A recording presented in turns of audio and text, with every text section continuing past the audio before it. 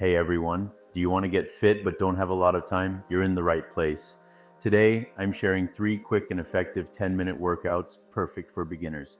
Let's get started. Start with a 2-minute warm up to get your blood flowing. Do 30 seconds of jumping jacks, 30 seconds of arm circles, and 1 minute of light jogging in place. Ready? Let's go. Next, we'll do a 5-minute bodyweight circuit.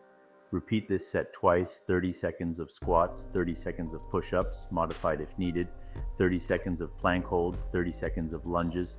Take a 10-second break between rounds. You've got this. Finish strong with a 3-minute cool down. Stretch your legs, arms, and back. Hold each stretch for 20-30 seconds. Great job. You just crushed your workout. See, you don't need hours at the gym to stay fit. Just 10 minutes a day can make a huge difference. Try this routine tomorrow and let me know how it goes in the comments.